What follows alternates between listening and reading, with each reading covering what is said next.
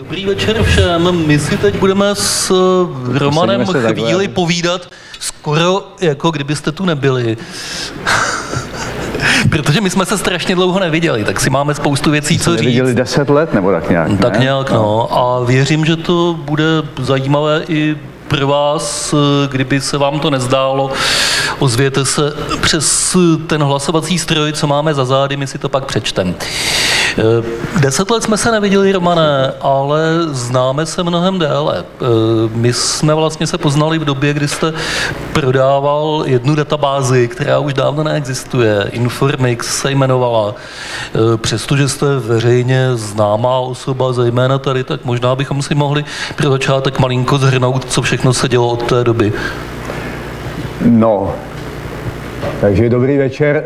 No, my jsme se potkali, myslím, tak někdy v roce 92 poprvé, to mnozí z přítomných ještě nebyli na světě. Přesně, jako, no, tak jako letí. A já jsem vlastně v té době jsem vozil do Československa tehdy, že jo, jsem vozil americký software a prodával jsem ho tady.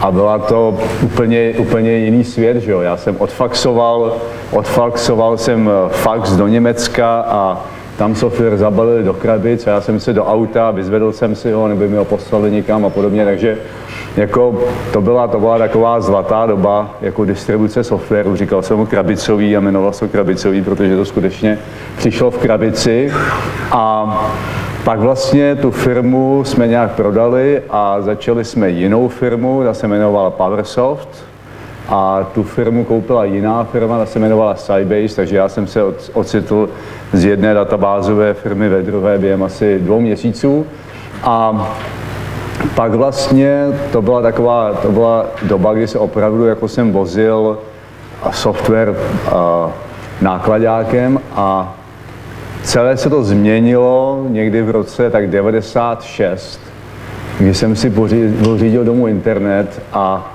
došlo mi, že nikdo mě nebude potřebovat, že nikdo nebude muset kupovat krabice softwaru, že si je všichni stáhnou na internetu a že vlastně moje role jako takového jakoby gatekeepera, který říká to, co se bude vozit a kdo co ví a kdo co neví, tak každý si bude na nějaký oracle.com a tam si to zjistí.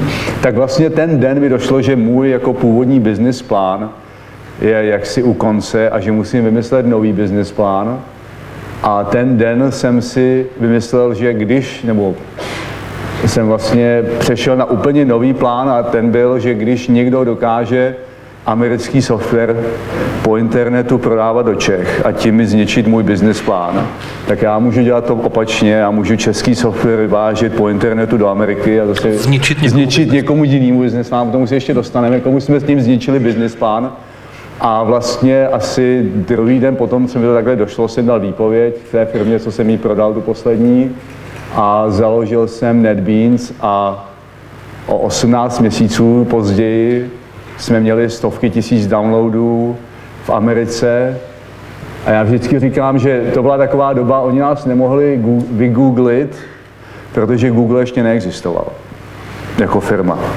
Takže oni nás museli altavistovat a přestože nás altavistovali, tak se našlo 100 000 lidí, co altavistovalo NetBeans a vlastně stáhli si to a jedno odpoledne jsem tady seděl v kanceláři na Palmovce, jsme měli nějakou malou kancelář a tam mi zavolal ředitel Sanu a řekl mi, že by nás chtěli koupit, jestli bych si o tom nechtěl popovídat.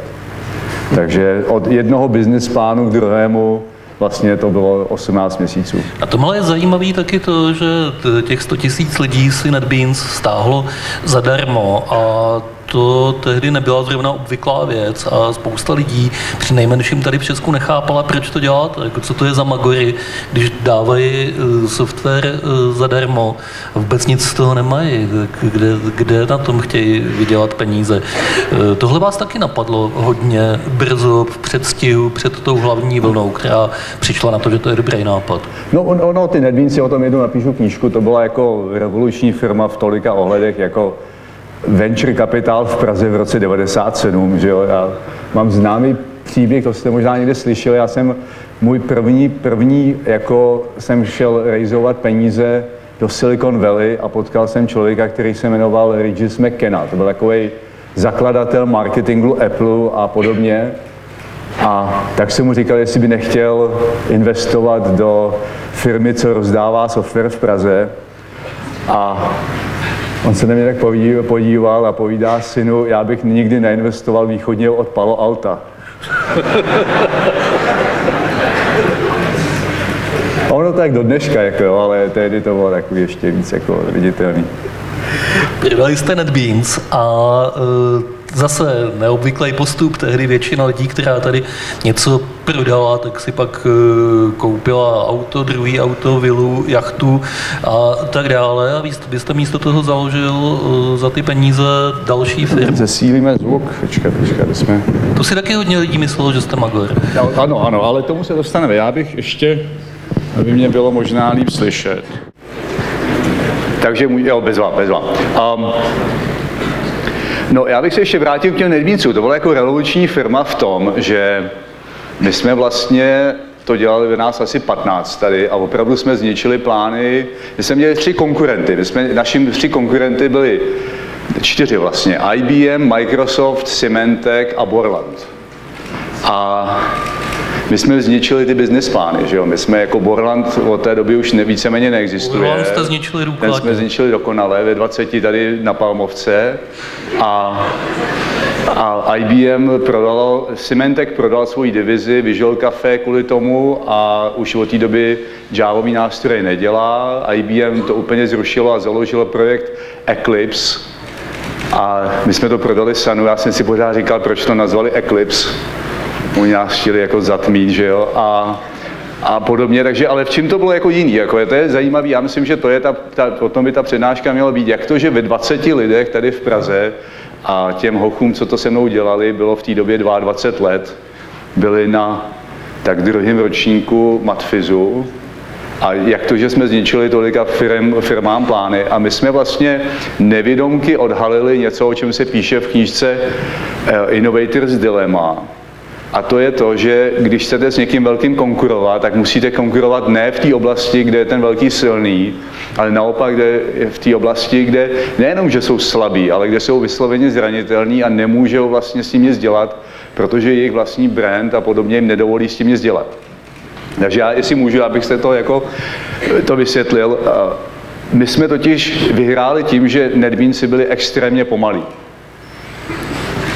A ono to zní nelogicky a všichni si mysleli, že jsem blázen, že chci vyhrát tím, že NetBeansy byli extrémně pomalí.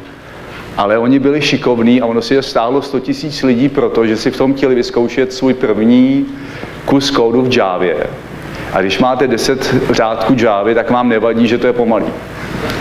A problém je v tom, že IBM a podobné firmy měly obrovský jaksi brand ohledně rychlosti jejich softwaru.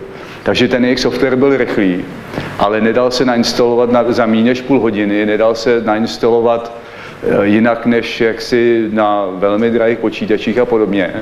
A oni s tím nemohli nic dělat, protože jejich brand jim nedovolil vyprodukovat pomalý software. Takže oni se na nás koukali, věděli, že my to děláme jinak, že to děláme líp, ale nemohli to po nás jaksi zopakovat, protože ta cesta, kterou my jsme se vydali, tak to už se vydat nemohli, protože oni nemohli vydat pomalý software. A víceméně... Pardon, a tohle všechno byl promyšlený záměr od začátku? Jste na to přicházeli postupně iteracemi? To bylo promyšlené, to bylo součástí business plánu. My jsme jako maličký business plán, jednostránkový a tam tohle to bylo, že vlastně my jsme tomu říkali 3x3, že lidi si musí být schopni stáhnout NetBeansy za 3 minuty a nainstalovat si za 3 minuty a že nám nevadí, že potom to bude 10 minut nabíhat. A ono taky 10 minut nabíhalo, jako jo,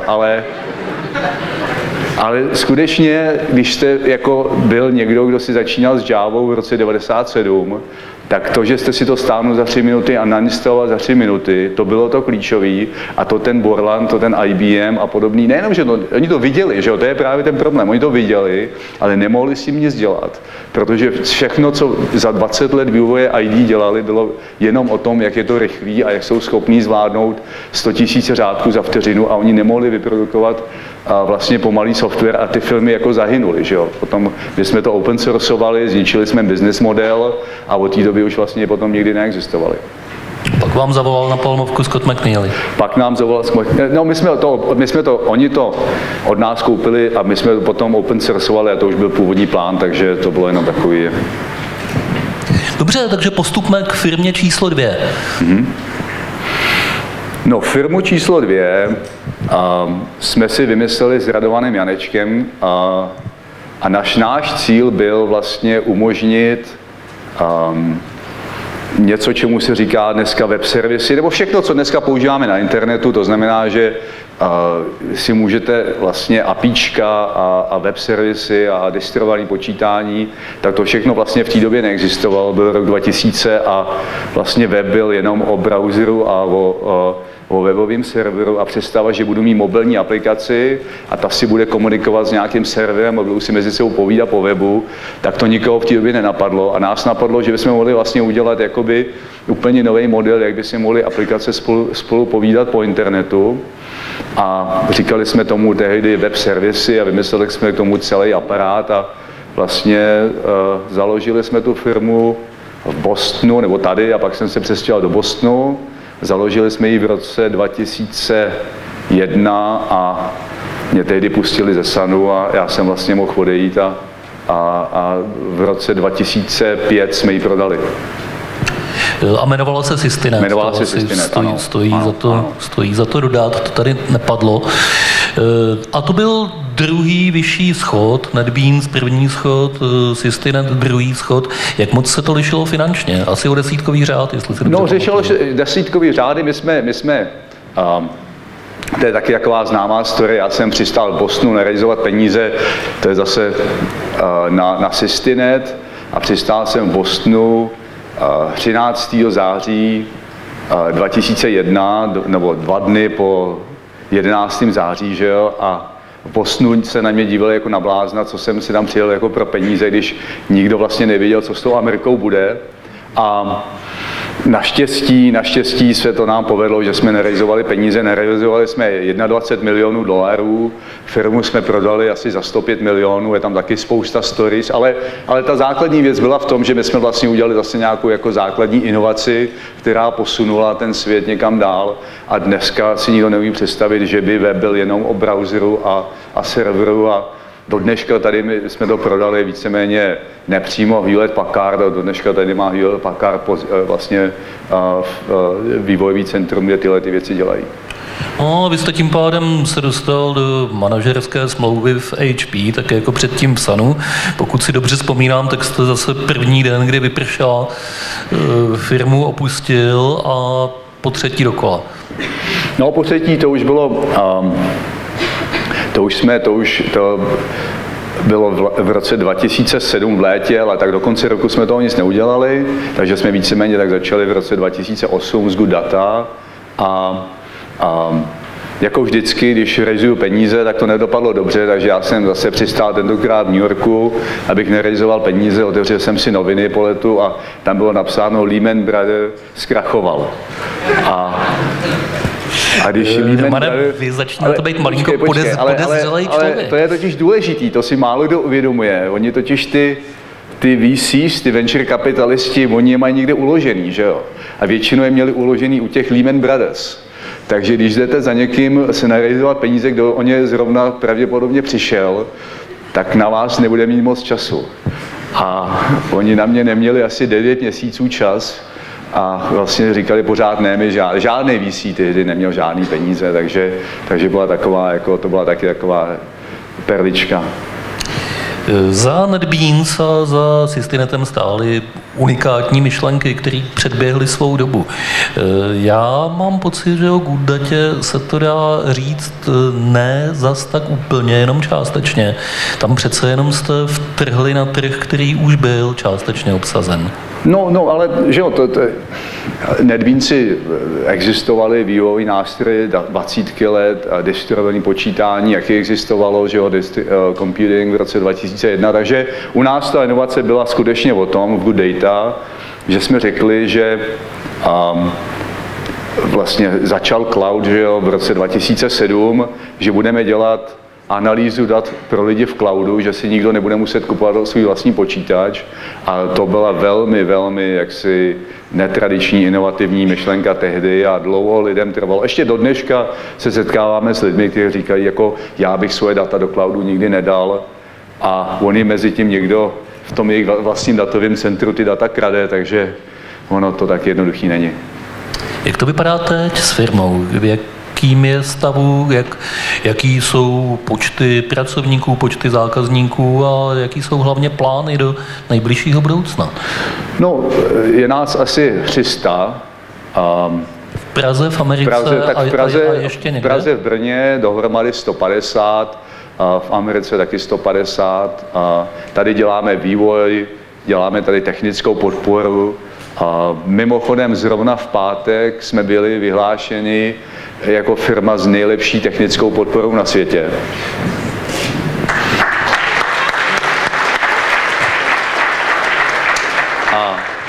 Takže to je velká věc. A to je nezávislá věc, to nebylo něco, co bychom si někde objednali.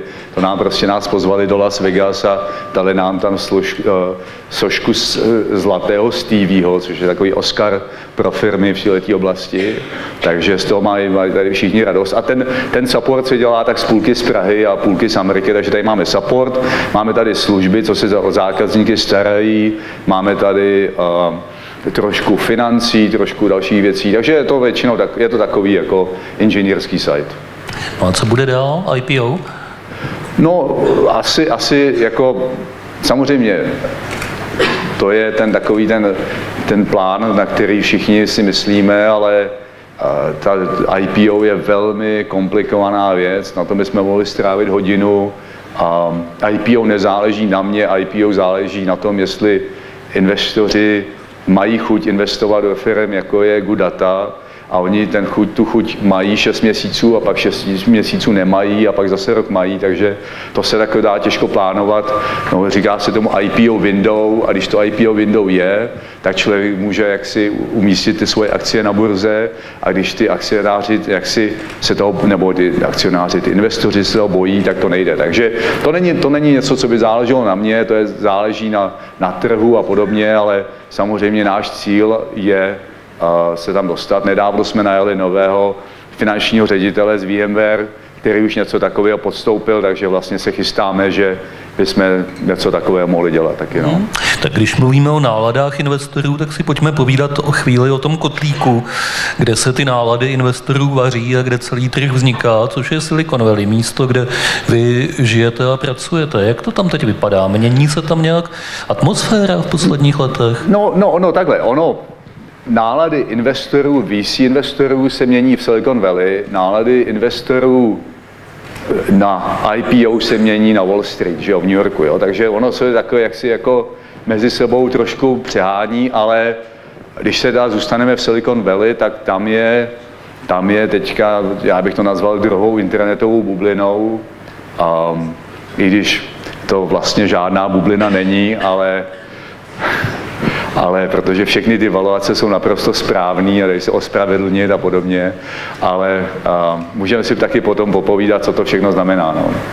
Je jiná doba, než byla před 5 lety a je spousta lidí jako Mark Andreessen, kteří jsou schopní to vlastně ospravedlnit a je zase spousta lidí, kteří říkají, jsme v bublině a jako bublina to prostě splaskne brzo. Vy jste na straně Andreessena očividně. Proč? Čím to zdůvodníte, že ty valuace jsou v pořádku? Já to zdůvodním jednou zkušeností. Já jsem byl nedávno v Brazílii a tam jsem pochopil, jaká je cena WhatsAppu. Prostě WhatsApp, že jo, se prodal za $19 miliard a každý si klepal na hlavu a říkal, to je bublina. A jak je možný, že Facebook zaplatil za WhatsApp a podobně. A pak přijedete do Brazílie, země, kde žije 250 milionů lidí a Brazílie funguje na WhatsAppu. Tam neexistuje meeting, tam byste jeli na meeting, kde byste nedostal 5 zpráv, tady pojedeme, už tam jedeme, máme zpoždění, jsme v zácpě a podobné věci. Takže 250 milionů lidí je produktivních jenom díky tomu, že používají WhatsApp. A to je to, co se změnilo. To je to, co vlastně v roce 2001 v té první bublině nebylo. Protože těch zákazníků pro ty první Altavisty a ty první internetové firmy, tak těch bylo tak 100 milionů na světě. A dneska WhatsApp má 250 milionů potenciálních uživatelů v Brazílii a ono je to úplně stejný v Indii a ono to bude stejný v Rusku a podobně. Takže co se změnilo je, že počet uživatelů internetu, ne uživatelů, ale skutečně ta cílová skupina pro vlastně startupy v Silicon Valley už není Silicon Valley, už to není Amerika, a je to skutečně globální svět. A příklad jako WhatsApp je, kdy ta firma má větší trh a větší potenciál mimo Spojené státy, než vlastně ve Spojených státech. Dá se Silicon Valley nějak replikovat někde jinde? Já myslím, že nedá. Já myslím, že se to pokouší, že my jsme na Systenutu jsme byli v Bostonu 4 roky, mám tam spoustu známých a každý měsíc za mnou někdo přijde a ptá se mě, co je tady jinýho. Ty jsi žil v Bostonu, žil jsi v Silicon Valley, jak bychom to mohli v tom Bostonu zreplikovat, a já jim všem říkám, že to prostě nejde. No, tam je spoustu věcí, já bych řekl, takový 4-5 základních kritérií, které dělají Silicon Valley. Silicon Valley je přístup ke školství, že jo, tam máme Stanford a Berkeley, pak tam máme přístup kapitálu, a máme tam dostatečnou diverzitu, a to je důležitá, a máme tam hezký počasí, a to je klíčový, jo, je to něco... Praha zatím ani bod. Ne, já myslím, že tady jsme na vysoké škole, takže asi minimálně přístup ke vzdělání tady je. A přístup ke... Říkal jste Stanford předtím. Ne, to já Stanford nemám, takže jak já bych mohl něco takového říkat, že jo. Takže já jsem klasický příklad, že o tom Stanfordu to vůbec není. To jste mi nahrál. Co vzdělání a technologické podnikání? Za prvý asi otázka, jaký je vůbec význam vzdělání. Larry Ellison nedostudoval, Bill Gates nedostudoval, Steve Jobs, víme, jak to s ním bylo. Ten kouřil trávu celý semestr a pak ho vyhodili. Čili to je jedna otázka, jestli je to klíčová záležitost, a pokud to nějaký význam přece jenom snad náhodou má, tak jaký vzdělání? Technický, ekonomický? No, vzdělání jako má samozřejmě význam. Teď jste zmínil 5 lidí, kteří jsou tak speciální, že možná nějakým způsobem nepotřebují vzdělání, ale ono je známý, že Bill Gates programoval, že jo, o tom jsou knížky, když mu bylo 10 a on vlastně přesto, že to vzdělání nemá, tak byl napřed, co se vyprávějí zkazky, jak byl schopen programátory prohnat ještě 10 let po tom, co byl CEO, a vlastně dělal jako code reviews líp než kdokoliv jiný ve firmě. Takže jako přesto, že to vzdělání neměl, tak to dohnal praxí, ale tam je, co se týká toho technického a ekonomického vzdělání nebo humanitního vzdělání. Já jsem zastáncem toho, že zakladatel technologické firmy, a to je důraz je na technologickou firmu, musí mít technologické vzdělání. Okolo něj může být spousta lidí, co mu pomáhají, co mají humanitní vzdělání a jiná vzdělání, ale je prokázaný, že je daleko jednodušší naučit někoho, kdo má technologické vzdělání, rozumět biznesu, než naučit někoho, kdo má humanitní vzdělání technologiím. A to je jeden člověk, to je opravdu ten jeden jediný člověk, který vlastně musí neustále reagovat na ten trh. To je to nejtěžší na té roli toho CEO, že každý den je nějaká změna, každý den nějaká firma dostane funding, každý den se něco děje, a kdybych měl pokaždý neměl technologické vzdělání a šel se zase svým CTO zeptat, co to vlastně znamená a jak nás to ovlivní, tak se nikdy nikam nedostaneme. Takže pro zakladatele technologické firmy, a to je řada firm, co nejsou technologické, tak tam to je důležité. To je dobře, že jsme na vysoké škole ekonomické, tady se neprovozuje ani technologické, ani humanitní vzdělání, takže se nikoho nedotkneme tímhletím konstatováním, to je prýma, jak jste to krásně formuloval. Navíc já mám střední ekonomickou školu, takže já ještě bych taky mohl dělat svého vlastního CFO, takže to je... Takže kdyby to nedopadlo dobře, tak přesně můžete někomu dělat účetnictví. Přesně. Daně a účetnictví, Staněk, daně a účetnictví.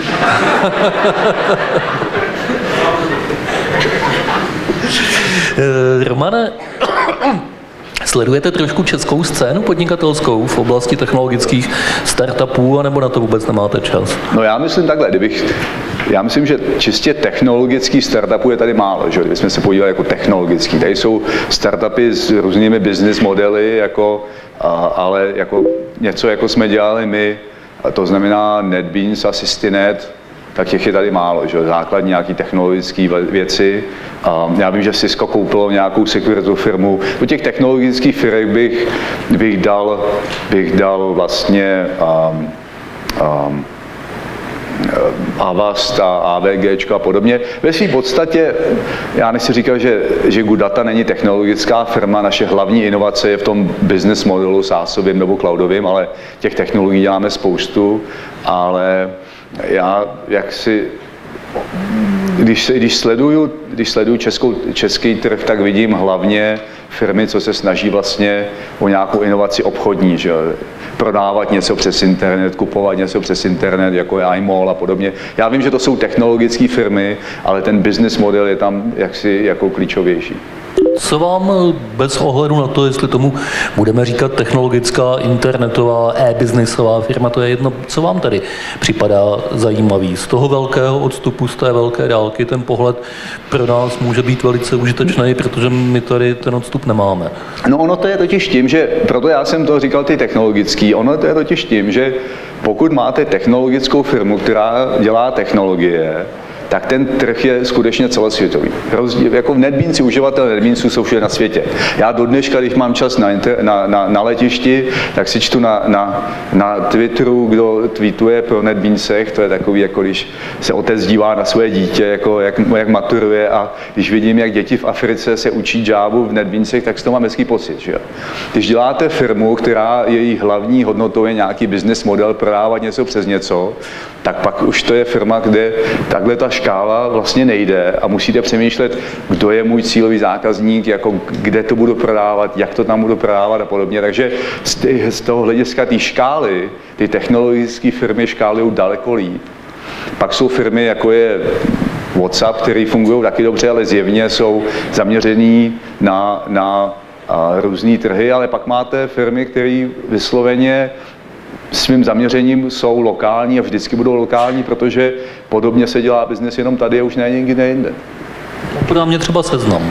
No Seznam, přesně tak. To je naprosto geniální firma, já si myslím, že Ivo je nejlepší český podnikatel všech dob, ale přesto to, co dělají, bude a vždycky bylo lokální, přestože to je firma se skvělou exekucí a velmi inovativní a ve svých dobách to byla vlastně firma daleko před Googlem. Že? Chvíli. No. Ale ta škála tam nejde, že jo? Ta škála je těžký škálovat takovouhle firmu světově z Čech prostě, nebo je to, já bych řekl, vyloučený. Je něco jiného tady? Pořád se vás snažím dostat k tomu, abyste řekl nějaký jméno. Vám se očividně nechce. No ne, já nechci být nespravedlivý. Takže třeba mně se líbí, co dělá Šimon Vostrý v Zoomu, protože to je příklad technologické firmy, o který málo kdo ví, která prodává po celém světě, daří se jí skvěle, nikdy neměla žádný investory a je to klasická ukázka toho, jak se dá odsad dělat prostě biznis. Bez výmluv a bez ukazování prstem. Jasně, to je zajímavý, protože tady je hodně rozšířený názor, aspoň já se s ním hodně setkávám, od místních investorů a od místních gurů všelijakých, to je zajímavý, kolik lidí se říká guru, že firma má být veliká, má mít ambice na celosvětový růst, technologická, začínající, jinak vůbec nemá existovat. Dejte tomu všechno, jděte s tím do světového měřítka. Mně se tenhle názor nikdy moc úplně nezdál. Vůbec nemám rád, když se říká, že je jedna jediná cesta k úspěchu a vy mi to teďka malinko možná potvrzujete. No, já jsem vždycky říkal, že můj model je model, který se těžko replikuje. Jo, když se někdo podívá na to, co my děláme, a řekl by si, tak takhle bych to dělal taky, tak to se dá těžko replikovat. Že jo? My jsme schopní narizovat $100 milionů, máme prostě zkušenosti, kontakty, lidi, kamarády po světě, v Silicon Valley a podobně. Pokud se někdo dívá na mě a říká si, tak takhle bych to chtěl dělat, tak to by z toho mohlo být taky velký zklamání, protože to trvá 20 let něco takového vybudovat.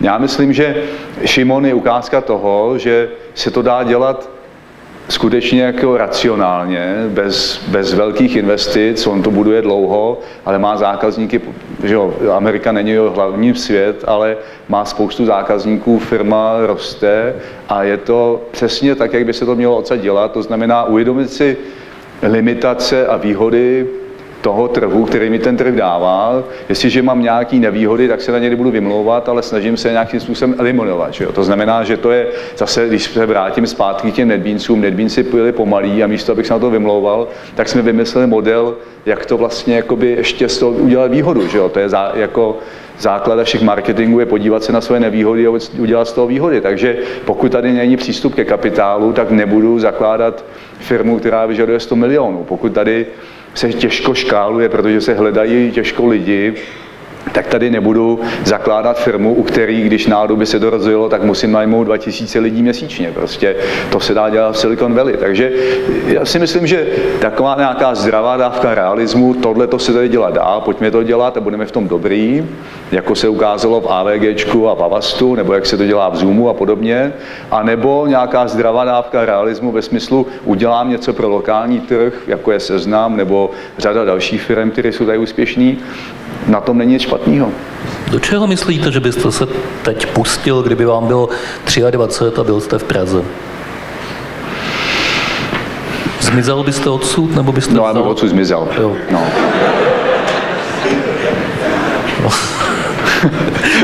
Tím myslím, diskuze k tomuhle bodu skončila. Ne, ale jako pojďme si povědět, kam bych zmizel, že já si myslím, že každý tady, co je v této místnosti, by měl strávit rok někde v Londýně nebo v Berlíně a prostě, aby se naučil anglicky, aby si to vyzkoušel, prostě já myslím, že jo, když se na to člověk podívá z pohledu Silicon Valley, tak my tam nemáme nikoho ze Silicon Valley. Nebo máme 1-2 zaměstnance, že jo? Půlka našich zaměstnanců tam odněkať přišla. To je jeden z těch bodů, včetně vás včetně mě, že jo? To je jeden z těch bodů, co jsem říkal, proč je Silicon Valley tak důležitý, nebo proč je to tak unikátní. Ten třetí bod byl diverzita. To je to, co nemá Boston, to je to, co nemá řada dalších vlastně měst v Americe. Třetina mých zaměstnanců jsou z Indie. Kdybych to měl jmenovat tady, tak se dostanu na 150 lidí v Americe minimálně k 25 národnostem, možná ke 30. A takže pokud si někdo myslí, že se to musí dělat z Prahy, tak je to samé, jako kdyby si někdo myslel, že se to musí dělat prostě z Pittsburghu. Tak když jsem v Pittsburghu, tak se seberu a stěhuji se do Silicon Valley. Jakou roli v tom, co máte zatím za sebou, hrálo štěstí a náhoda? Já bych řekl, že moc velkou ne, protože nikdo nemůže mít kliku 3krát po sobě. To je nepravděpodobný, ale přesto otázka platí. Já myslím, že jak mám smůlu v rejzování peněz a až příště uvidíte rejzovat peníze, tak prodejte úspory nebo něco takového. To je štěstí. Já vám dám příklad, že jo, my jsme v Systinetu, nám to ze začátku nešlo, bylo to přesně po tom 11. září, prostě v Americe se nic nedělo.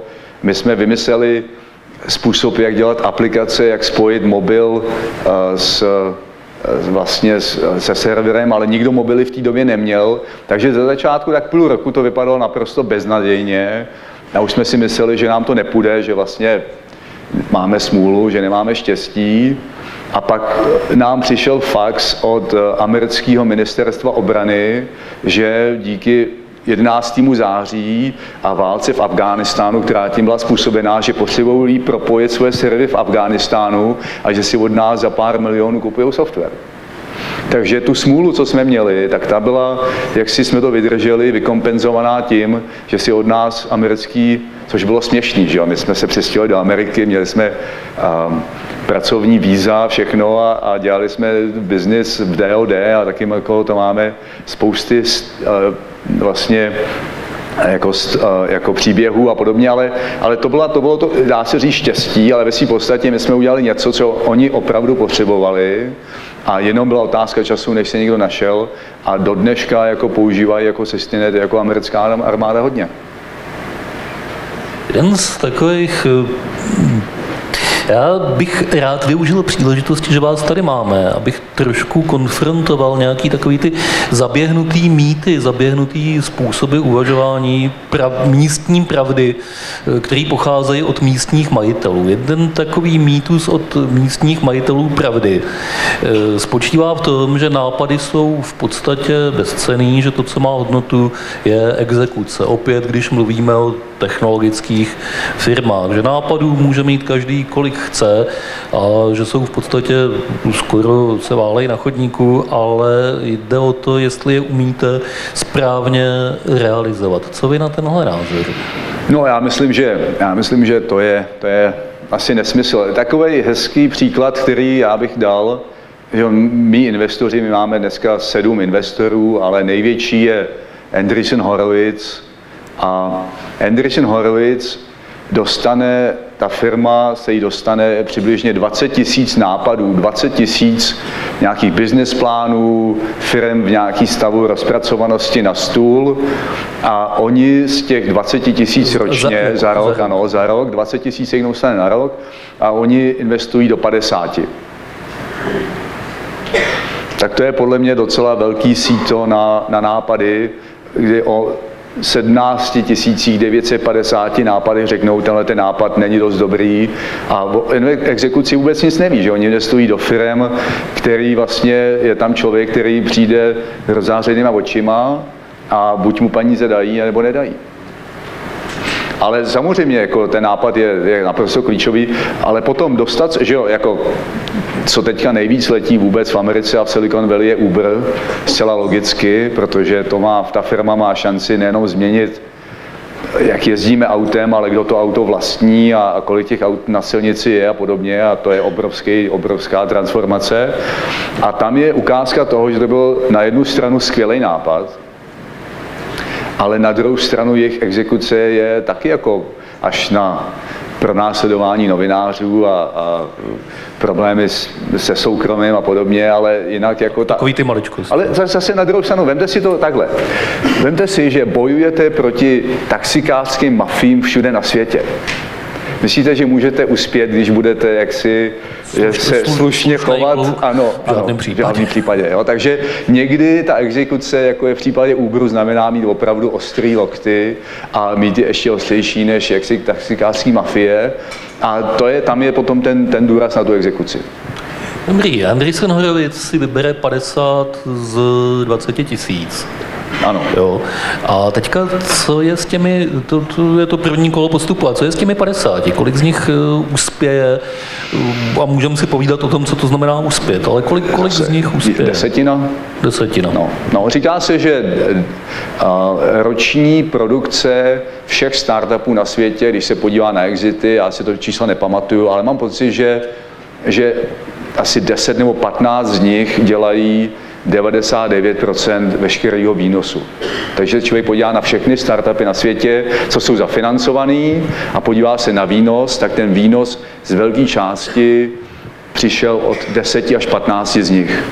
Jo, takže je to taková, já myslím, že podnikat je nejhorší kariérní volba.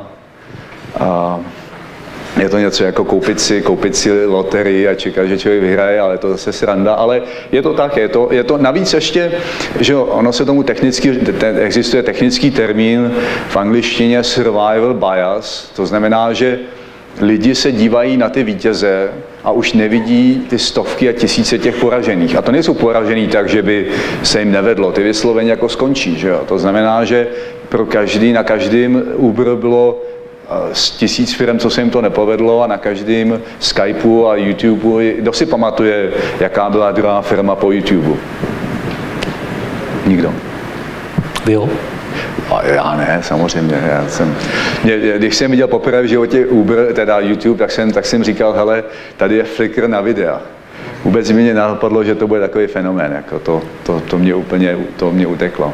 No jasně, no a ono přesně, jak to říkáte, ty tisíce těch, kteří jsou neviditelnými poraženými v tomhle boji, ty nevidí nikdo, takže vzniká... Ale bez nich by ten jeden nebyl. Ale vzniká optický klam, že Silicon Valley to je jenom WhatsApp a Uber a Facebook, konec konců. Je to prostě náhoda, je to naprostá náhoda. No. Takže půjdeme ještě nebo... Ještě možná bych se na jednu věcičku zeptal a pak pojďme na ty otázky. Ještě jeden takový zdejší, nechci říkat mýtus, ale utkvělá diskuze, která nikam nevede. Hodně se tady mluví o tom, zda něco, a pokud ano, tak co, by mohl dělat stát ve prospěch technologického podnikání. Jeden takový názor poměrně silný je nepřekážet. Tím to končí. No a potom jsou odlišné názory. Co myslíte vy, Romane? No já v tom jsem naprosto konzistentní. Já myslím, že ano, je to vidět hezky i v té Americe, že jo? Tam je 50 států a všichni zakládáme firmy ve státě Delaware. Protože to je jediný stát, který má dobře zpracovaný podnikatelský právo, dá se mu nějakým způsobem, všichni to vědí a věří se tomu a podobně. A to je jediná věc, co od toho státu tam chceme, a to je, aby nám udělal nějaký právní prostředí, na kterém se můžu spolehnout, že se budou věci dít, a proto podnikáme v Americe a ne v Rusku, kde vám můžou akcie sebrat. A to je to jediné, co od státu může podnikatel čekat, že se mu nestane nic špatného. Amerika je země s relativně vysokým zdaněním. Kalifornie je socialistický stát, takže tam jako platíme daně až po nos a jako nikdo si na to nestěžuje. Nikdo neříká, pojďte nám tady snížit daně, aby tady bylo víc podnikatelů. Naopak, že jo. Naopak, jako každá ta firma, když dostane stock optiony, tak z toho platí daně a podobně, protože ten stát jaksi nepřekáží a to, že vybírá daně, na tom nikdo nevidí nic špatného. Ale jako nečekal bych o nějaký zvláštní podpory, nečekal bych to, že stát nějakým způsobem udělá naše podnikatele nebo startupy nějakým způsobem kompetitivnější. Protože nakonec to vítězství o té schopnosti konkurovat, to není o tom, jak si dostat nějaký peníze na rozjezd. OK, pojďme se podívat na otázky publika. No vlastně. Možná to bude pohodlnější, já nevím, jestli přes ten monitor nebo to. No tady takhle to uděláme. Tak,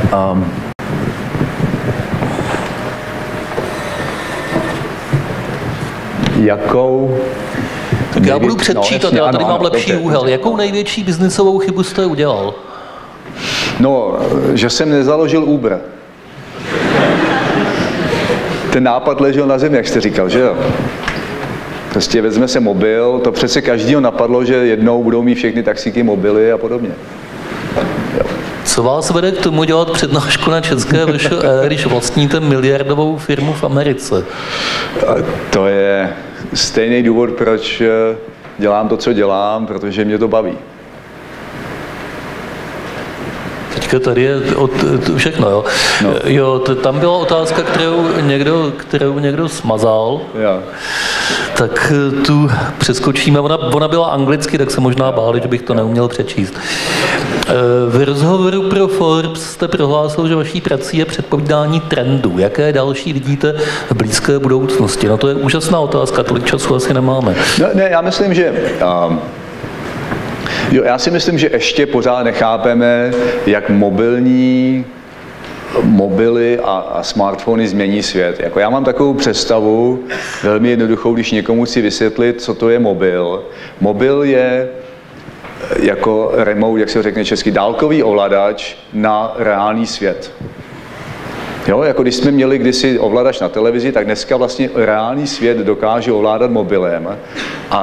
To je krásná formulace. A díky tomu ten reálný svět se může kompletně jaksi překonfigurovat, že jo? Já nemusím mávat na taxíky, protože mám remote na taxíky na ten reálný svět ve svém mobilu a vlastně na všechno, co děláme, zdraví, podnikání, komunikace, doprava, jako výroba, všechno, jakmile si vezmu, že všichni mají v ruce ten remote na ten reálný svět, tak ten reálný svět se bude měnit, tak jak se nikdy neměnil v historii, protože jsme ten remote neměli.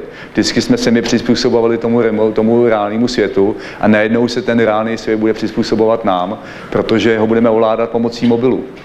A on bude ovládat nás pomocí. Samozřejmě. A to je taková jedna věc, jako, to je přesně, takže dají se dělat aplikace a dají se dělat business modely a dají se dělat věci s mobilama, které by se předtím dělat nemohly. Že jo? Já myslím, že do 5 let budeme transformovat nemocnice a podobné věci, minimálně v Americe, protože jaksi e-health a iHealth a podobně změní přístup k doktorům a nebudu muset jít k doktoru, protože mám remote na to a budu moct si ty věci udělat od sebe a ten doktor bude moct být někde v Indii a bude mě stát 10 peněz a podobně. Takže to je jedna věc taková velká, do kterých já bych se pustil.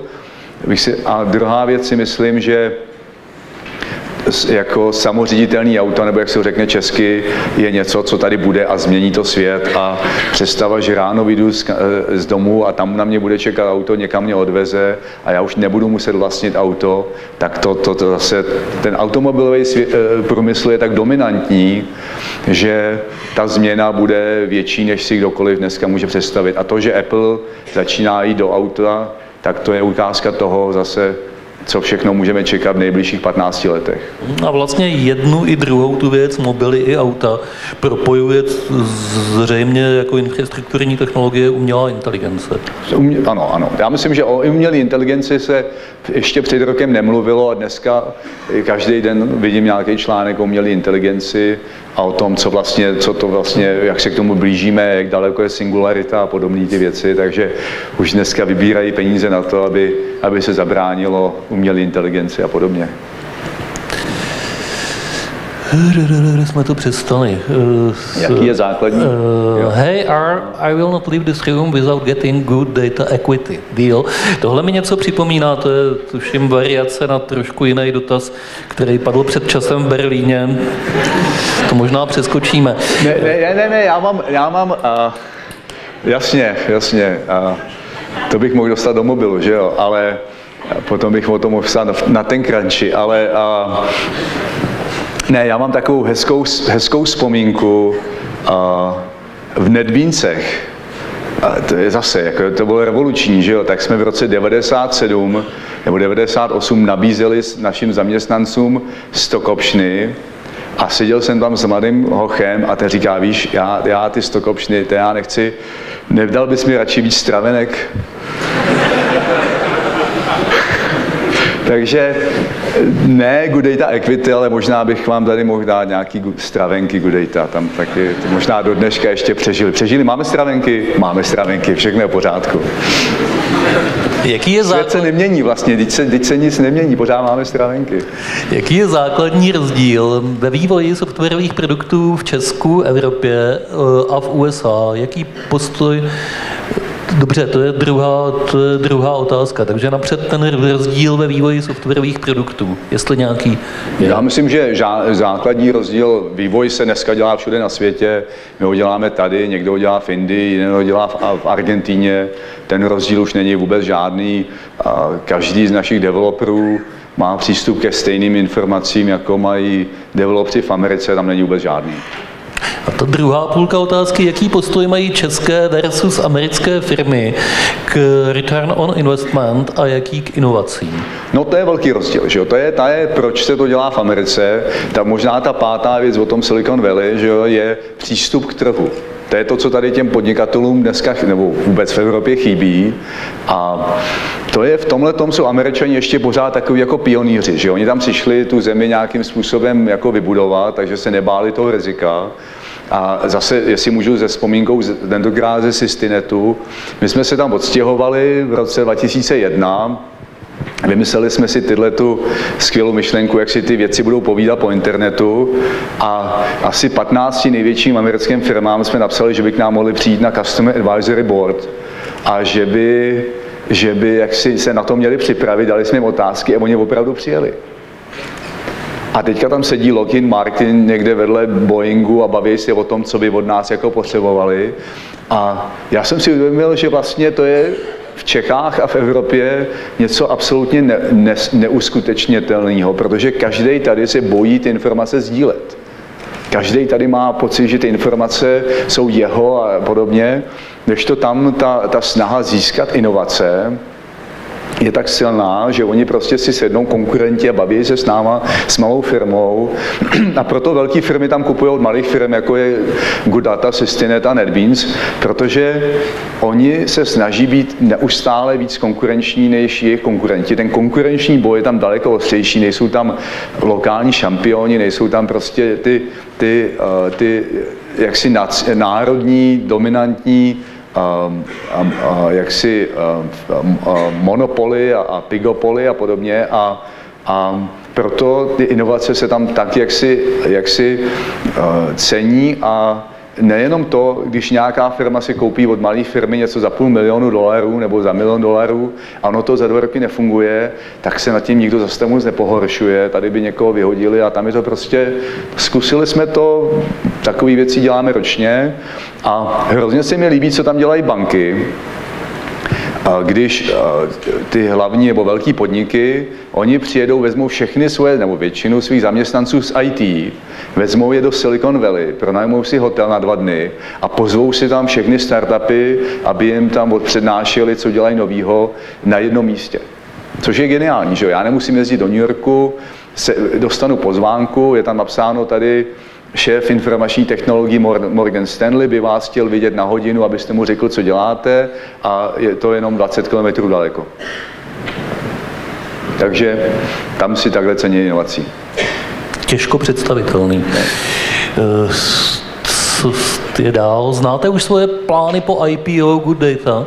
Znám samozřejmě post IPO Good Data. Že? A 90% hodnoty všech firm se vytváří až po IPO. V minulosti jste napsal článek pro TechCrunch o tom, jak těžké je prodávat B2B oproti B2C. Good Data tohle umí. Jaké prodejní kanály využíváte? Já si nemyslím, že bych někdy řekl, že B2B je těžší než B2C. A B2C je daleko těžší, protože tam neprodávám, tam vlastně si zákazníci ode mě kupují, já se musím dostat pod jejich kůži, abych zjistil, co chtějí kupovat. Je to těžké, samozřejmě prodávat někomu něco, když je taková konkurence, je velmi těžký a je to všechno o lidech. My máme ty nejlepší salesmeny, máme skvělý sales leadership a podobně. Vlastně, když by se vrátil zpátky k tomu štěstí, já si myslím, že kde jsem měl největší štěstí v životě, tak to jsem měl na šikovný lidi, kteří to se mnou dělali.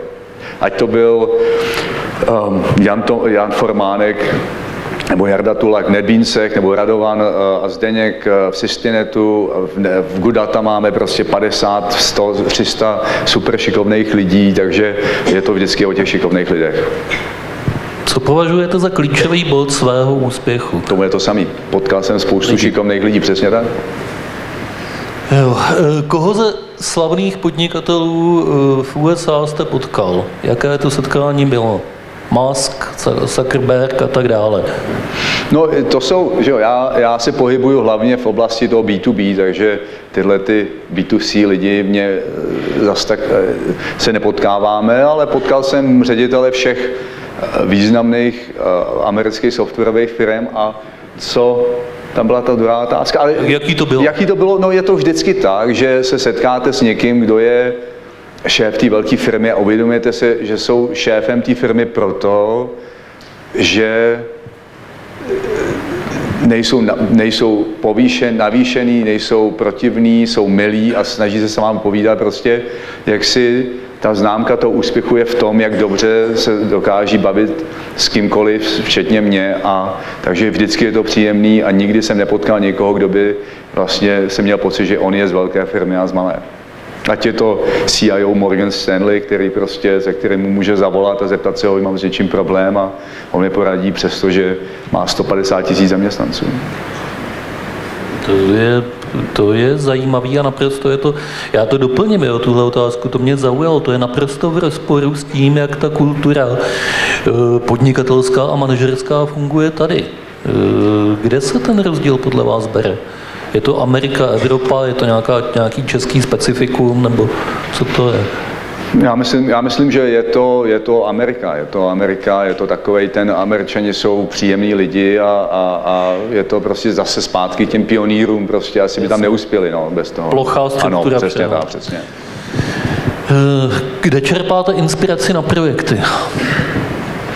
No, jako vždycky, že jo, třeba NetBeansy jsem našel na webu, dělal jsem search a našel jsem, ten produkt se jmenoval Selfie, měl jednu web stránku hostovanou v Český Lípě, já jsem tam našel ty hochy tady a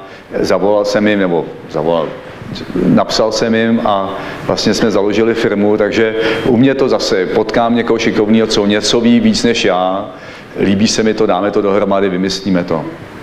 Člověk by měl mít vždycky spoluzakladatele. To je další pravidlo úspěchu, je vždycky mít spoluzakladatele. Jeden člověk většinou nikdy nic nezvládne.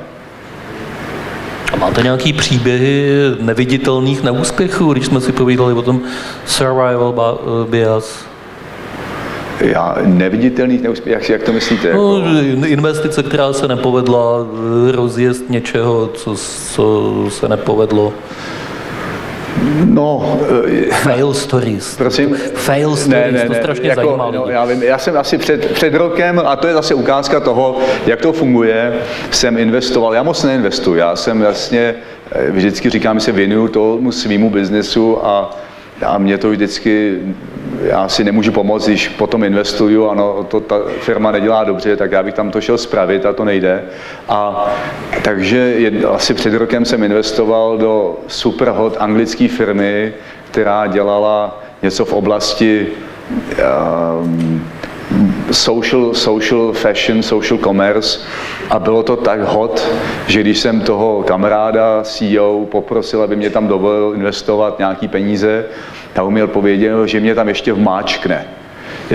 Že to je taková úsluha, že mě tam vmáčkne a před měsícem jsem dostal asi 6 liber zpátky, to byl můj podíl po likvidační hodnotě té firmy. Takže vymáčkli 6 liber. Kolik hodin denně pracujete? No, tak začnu tím, kdy nepracuji. Tak já nepracuji v sobotu. Já mám snažím se učit firmy, moje zaměstnanci, aby v sobotu nepracovali, aby měli jeden den, kdy nemusí číst e-maily, nejenom protože nečtou, ale protože jim nikdo nebude z firmy psát. Takže to musí být taková vzájemná kultura. A takže učím všechny, že v sobotu se prostě nepracuje, že v sobotu si mají všichni jít na kolo a zaběhat a hrát fotbal. Pracuji v neděli večer a ve všední dny pracuju. V 7 jsem většinou v práci a v 7 jsem doma, takže 12 hodin plus ještě večer e-maily, 13 hodin denně. Co říkáte na české Liftago taxi? Neznám. To je český Uber. Doufám, že mají ostrý lokty. Nevím. Můžu pro vás pracovat? To se neptám já, jo? To čtu tu otázku. Můžu pro vás pracovat? Kolik mi dáte?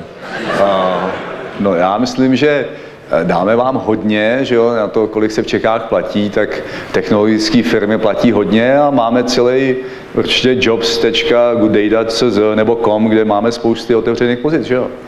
Teďka tady máme 15 lidí, takže jo, v těch startupech je to vždycky tak, jako najímáme, teďka najímáme. Které 3 knihy vás v životě ovlivnily nejvíc? To je zajímavý. To přeskočíme, o tom přemýšlet. Proč jste dal NetBeans zdarma? Co byl business plán, kde jste chtěl vydělat? No, vlastně my jsme chtěli vydělávat na takové věci jako podpoře nebo nějaké rozšíření, že jo, určitý moduly do NetBeansů, prostě klasický open sourceový model, ale všechno jsme si museli vymyslet sami. V té době to neexistovalo. My jsme dokonce Mozilla začala asi v době, kdy my jsme prodávali NetBeansy, takže vlastně všechno, co jsme dělali od vymyšlení si, taková maličkost, to je k tomu státu, my jsme založili, a to už nikdo nebude věřit, my jsme založili NetBeansy, protože v Čechách se nedalo dělat stock optiony, nedalo se dělat vůbec nic, že jo, jako 90, já nevím, jestli se dá dělat dneska, ale tehdy se to nedalo. A my jsme založili NetBeans jako firmu organizovanou na britských Panenských ostrovech. Což když jsme je zakládali, tak to byl skvělý nápad, díky tomu jsme mohli dávat lidem ty stock optiony a ne stravenky. Ono to mělo potom takový trošku negativní nádech, když nás sám kupoval a zjistili, že nemají žádného právníka, co zná právo britských Panenských ostrovů. Což je překvapující. To já taky, jsem překvapený. Ale takže my jsme si to museli všechno vymyslet, včetně toho, že nebyl žádný TechCrunch, nebyly žádný kombinátory ani z takového a všechno jsme si vymysleli, včetně toho, že se to nedá dělat odsud, že to musíme si založit firmu na BVI. Tak... Jo, tak jdeme na další otázku. Kolik času a nervů si máme připravit na to, abychom přešli do Silicon Valley a získali pro projekt investora na seed nebo round A? Kolik času a nervů? No spoustu, že jo. To je 18 050, já myslím, že to je jasný. Ale teďka... Já musím říct, že zase abych dal trošku jaksi ty reálie, jako jo, Andreessen, vlastně v Silicon Valley dneska existuje 5 VC firm, ke kterým má cenu chodit. A to jsou ty, kteří skutečně investují do nejlepších firm, dají vám nejlepší podmínky a podobně. A pak je tam, že jo, pak jsou tam druhá třída, třetí třída a k těm už jako cenu chodit nemá.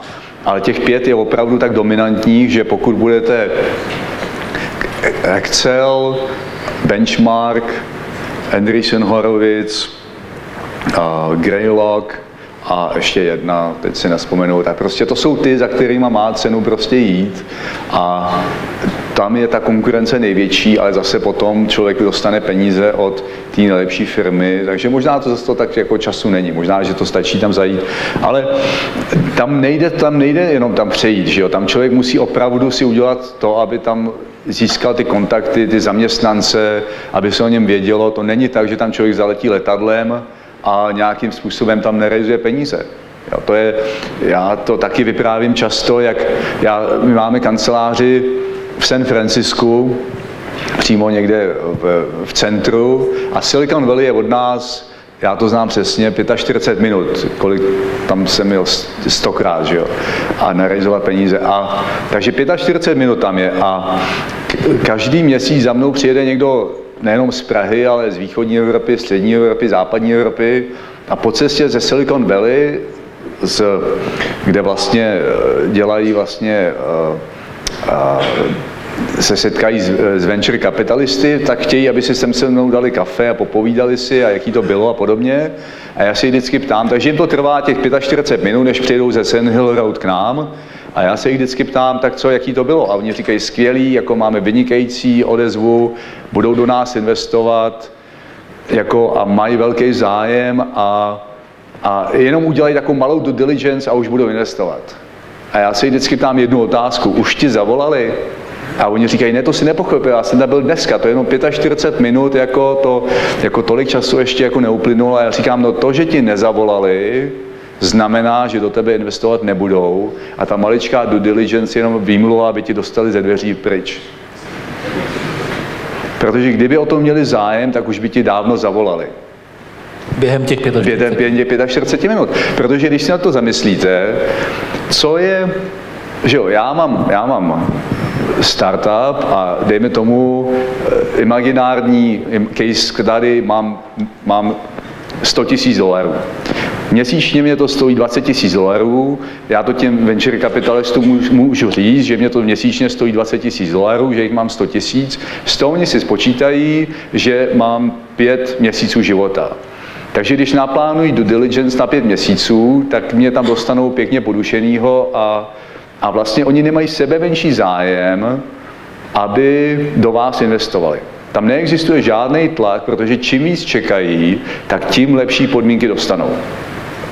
Takže otázka se jaksi jako je jasná, jak je možný, že někdo do vás investuje, když počká, tak vlastně dostane lepší podmínky. Jediný důvod, proč investují, říká se tomu momentum, že prostě se bojí, že někdo jiný ho předběhne. To je jediný důvod, proč investoři investují, je, že se bojí, že ho někdo předběhne, protože kdyby se nebáli, tak těch 5 měsíců počkají.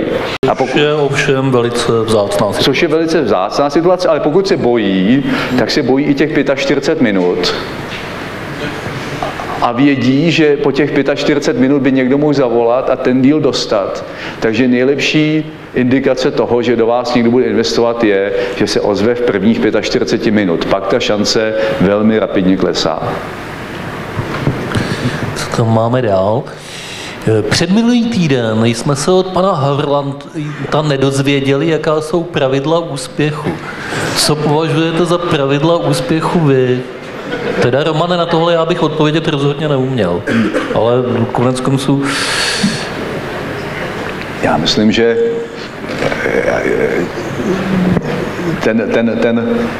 ta niťka tady je vidět, že jo.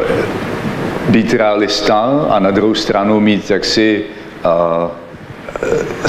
šílený nápady současně a nebát se vzít rizika a současně umět odhadnout rizika. A poslední věc, umět komunikovat. Já myslím, že taky velký problém, který jako řada lidí má, že neumí komunikovat a bez toho se v Silicon Valley nedá být. Prostě tam každý komunikuje, každý prodává a vlastně pokud člověk není schopen tu svou myšlenku prodat, tak to momentum nikdy neudělá. A vlastně i kdyby měl sebe menší nápad. Takže bez komunikace, já myslím, že schopnost komunikace a vyjádřit, povědět, co dělám, proč to dělám, jak to dělám, je něco, co je naprosto základní. Rychle a jednoduše. Ano, přesně tak. Tak, existuje něco, o čem jste přesvědčen, že je pravda, ale většina lidí v tomto sále by s vámi nesouhlasila? To je jako hezká otázka, ale jak máme vědět, s čím by většina lidí nesouhlasila, že jo? Nevím, nenapadá mě nic. Já myslím, že... Já vždycky, když řeknu, že si myslím, že za 10 let budeme platit za to, aby jsme mohli řídit auto, protože všechny auta už budou bez řidiče, tak si lidi myslí, že nemám pravdu, ale já skutečně věřím tomu, že budeme, nebo že se dožijeme toho, nebo bude to velmi blízko toho, kdy budeme muset platit za to riziko, že jak si jako člověk budu řídit auto. A na tuhle otázku já můžu částečně odpovědět za vás. My jsme taky někdy tak kolem roku 2000 se sešli na nějaký konferenci a začali jsme tam žertovat na téma té prastaré předpovědi tehdejšího šéfa IBM, Watsona seniora, že na světě bude potřeba jenom 6 počítačů, nebo kolik, to on řekl někdy okolo roku 1950. A vy jste na to řekl, že s tím souhlasíte, že to tak je a že ty počítače se budou jmenovat Google, Facebook, Apple, Yahoo a podobně. Yahoo a podobně, jo, a v té době to znělo jako takový nepovedený podmot, jako něco, co tak mohl říct Miloš Zeman, nebo tak něco. O 3 roky později jsme všichni věděli, že to byla naprostá pravda, tak to můžu za vás uvést jako příklad něčeho, s čím tehdy nesouhlasil asi vůbec nikdo. Takže si rychle kupte všichni auto, ať se ještě zařídíte. Já si pamatuju, jak pak se mnou mluvil Honza Milfight tehdy z Microsoftu a říkal, hele, to ten Staněk nějak přepísk tohle, ne? Komu bychom prodávali Windows? Tak. Windows Mobile. A on už v tom Microsoftu není. Jaký je váš čistý majetek? Kolik dostává zaplaceno váš nejlépe placený zaměstnanec? Ta druhá otázka, můj nejlíp zaplacený zaměstnanec. Takhle, já to řeknu jinak. To bude zpátky k tomu prodeji, že jo? Proč jsme dobrý v prodeji? Já jsem dal veřejný slib mému týmu, co prodává, že minimálně jeden z nich si letos vydělá $1 milion. Takže můj nejlíp zaměstnaný, nejlíp vydělávající člověk bude vlastně salesman, který toho prodá nejvíc a dostane $1 milion. Používáte pro zvýšení pracovní workflow nějaké techniky, jako je například Pomodoro? Já používám 3 věci. Používám Evernote, tomu věřím hodně, OmniFocus a Tempo. Takové 3 základní věci, které mi pomáhají být organizovaný a víc toho zvládnout. Takže jedete na Apple, se z toho dá poznat. Na iPhoneu 6. Jasně. Tak co říkáte na čínský trh? Máte v Číně zákazníky a uživatele? Nemáme a myslím, že máme nějakého malého investora z Číny, takže se tam jednou podíváme, ale teďka nemáme, jsme fokusovaný na americký trh. Aha. Vídáte se s ostatními úspěšnými Čechy v Silicon Valley, například s Honzou Hřežábem ze Social Bakers, to bude omyl, ten není v Silicon Valley. Ale Honza Hřežáb u mě byl na kafi, neptal jsem se, jestli už mu zavolali, ale jako všichni už na kafi už byl. Jasně. Tak tohle přeskočíme.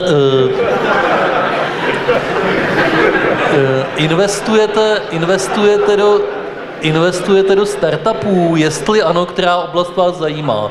O tom se tady už trošku mluvilo. Neinvestuju. Co vás na začátku nejvíc motivovalo? Peníze, kariéra? No mě to prostě baví, mě to od začátku, my jsme se potkali, jsem tady prodával jako Informix, že jo, a to si málo kdo uvědomí, že to jsem ráno si udělal sendvič, sedl jsem do Škody Favorit a jel jsem někam do Desný někde, do nějaký testilky jim prodávat Informix a podobně, takže jako bylo to spousta tvrdý práce, jenom se naučit prodávat software, jenom se naučit to pozicionovat. Já myslím, že to bylo, když se vlastně vrátím zpátky k tomu, že jsem prodával klabicový software, že to vůbec nebyla špatná zkušenost se naučit to prodávat vlastně nějakým způsobem, říkat, proč to lidi mají kupovat, takže pak se to hodilo, ale jako mě to prostě baví. Tak ty osobní otázky to necháme na ty lidi, kteří vám je kladou, jestli vám je položí pak do očí. To je pěkná otázka, chodil jste na přednášky jiných úspěšných lidí, když jste sám chtěl být úspěšný? Jak vám to pomohlo? Nechodil. Jako já čtu hodně knížek a pořád přemýšlím o tom, který jsou ty 3 nejvíc důležitý. Já myslím, že nejvíc knížka, která mě ovlivnila, když to teďka začnu tou jednou, tak to bude asi těch 7 zvyků, jak je to úspěšných lidí, nebo... Jako, 7 zvyků úspěšných. To je prostě knížka, která ta mě ovlivnila, tak tam je spousta těch 7 zvyků, když si člověk je probere, tak to je velmi hezky jako... Stephen Curry. Prosím? Stephen Curry, ne David, pardon. To je Stephen Curry, ano. A mu potom ještě napsal 1 a umřel. Tak. To je taky zvyk úspěšných lidí. A Innovator's Dilemma často citujete. No, Innovator's Dilemma je knížka, která kdyby nevyšla jako knížka a vyšla jako 5stránková case study, jak by mi to nevadilo. Tam zase tolik, jako tam je až moc výplně. Jaké byly vaše začátky v Silicon Valley a co nyní? Jaká je konkurence? No, my jsme vlastně do Silicon Valley přišli už jako z Bostonu, takže už jsme tam byli známí a takže to nebylo vůbec složitý. Teď se to tam mění se to proto, že se z toho stává větší a větší ruleta, je tam víc a víc peněz, ty valuace jsou větší a větší, takže to samozřejmě přitahuje řadu lidí. Je to fikáč, no, běží to rychle, no. Kde vidíte nedostatek současných GD? Co to je GD? Good data. Good data.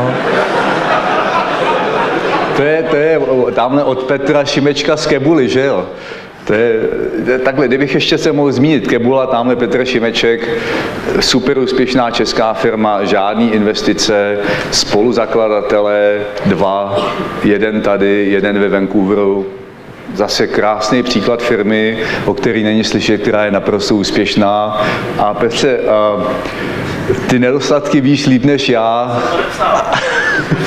Tam je podepsaný nějaký Jan, takže jestli to psal Petr Šimeček, tak si dal záležet na anonymizaci.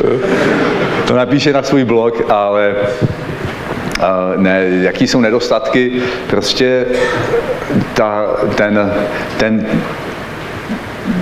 doména, kterou děláme, a to znamená zpracování dat a velkých dat, je tak komplikovaná, tak strašně komplikovaná z hlediska objemu dat, obsahu dat a rychlosti zpracování a uživatelské přívětivosti a podobně, že máme tisíce a tisíce prostě nedostatků a snažíme se je jaksi neustále řešit a proto jsem tady v Praze, aby jsme dělali co nejlepší featurey, ale to patří k životu a proto máme partnery, jako je Kebula, který nám je pomáhají najít a doplňovat a podobně, takže jako je toho spousta. No.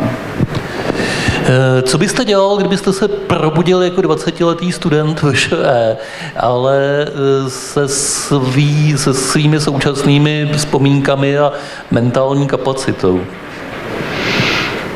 No, to je tak hypotetická otázka. To je právě to hezký, že když člověk je 20, tak ty vzpomínky nemá, takže si to může prožít ještě jednou a jinak. Já myslím, že to bych nechtěl. Já si myslím, že každý z vás si řídí svůj vlastní osud a každý z vás se probudí ráno a může si dělat, co chce a vybudovat největší firmy a podobně. Tady žádné limitace nejsou. Jo. Tak, když jste začínal, měl jste svého mentora nebo někoho jako vzor? Já jsem měl a to byla ta jedna z těch náhod. Jednou mi volal takový starší kolega, že tady bude, a to už je hodně dávno, jo, že tady bude v Praze nějaká paní povídat a že se mu tam nechce, jestli bych tam náhodou nejel, a protože jsem slušně vychovaný, tak jsem tam jel a ta paní byla Esther Dyson a investovala do NetBeansu, investovala do GoodDat, investovala do Systinetu a seznámila mě se spoustou lidí. Esther, pokud ji neznáte, ona už se moc nejezdí, je velmi známá osoba. Její otec je známý fyzik Dyson. Freeman Dyson, nositel Nobelovy ceny. No, ne, on nemá Nobelovu cenu. Je jediný člověk, co pracoval na Manhattan projektu, co nemá Nobelovu cenu z nějakého důvodu. A ona vždycky vypráví, že když byla malá, tak nalevo v Princetonu bydleli Oppenheimerovi a napravo bydleli Einsteinovi. A tak to byl jako frame of reference. Jo? Když se chtěla naučit matiku, tak zaběla za Albertem, aby jí naučil něco a podobně. Takže když se potom potká člověk s takovým... A zase, že jo, ten klasický příklad, velmi milá, příjemná prostě paní, na který by nikdo netušil to, že její otec... Neuvěřitelně otevřená, neuvěřitelně přístupná, strašně normální člověk. Přesně. To je známka úspěchu, ano, to je známka úspěchu. Víte, co dělá teď mimochodem? Pořád je v hvězdném městečku u Moskvy a trénuje na kosmický let. Dává smysl. Slyšel jste, jo, tady ještě, jak vypadá váš běžný den? No, můj běžný den, říkám, v 7 hodin jsem většinou v práci ráno, bydlím kousek od San Franciska, ale do práce musím přejet Golden Gate Bridge, takže každý ráno si užívám pohledu na Golden Gate a mlhy a sluníčka v Silicon Valley a většinou jsem v 12 hodin v práci anebo cestuju, není nic takový, jako je běžný den. I když snažím se, abych si ty dny uspořádal třeba pondělí interní, úterý produktový, ale ne vždycky se to daří. Máme málo času a to začnu přeskakovat k těm zajímavějším otázkám podle mýho úsudku. Kam by měl podle vás napřít energii Enterprise B2B startup, který poprvé vyjede na 3 měsíce do Silicon Valley? A v jakém poměru? Zákazníci, partneři, investoři, média? Já nevím, jestli 3 měsíce dává smysl prostě, no. Kdyby tam bylo na 3 roky nebo na 30 let, tak možná, ale na 3 měsíce to je jako mě moc smysl nedává, je to hezký se potkat, je hezký získat nějaký kontakty, ale moc váhy bych tomu nedával. Slyšel jste o společnosti Bella Daty, česká business intelligence company? To zní jak italský good data, že jo?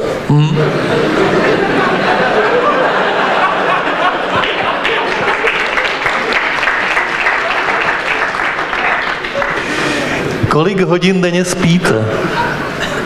8. Fakt, jako pořád myslím. Tak, Miloš Zeman se nás na něco ptá, to přeskočíme.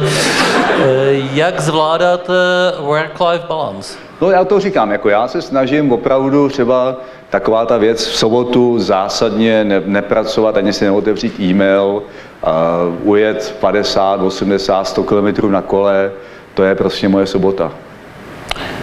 Získal jste klíčové technické znalosti při studiu na ČVUT anebo samostudiem a praxí?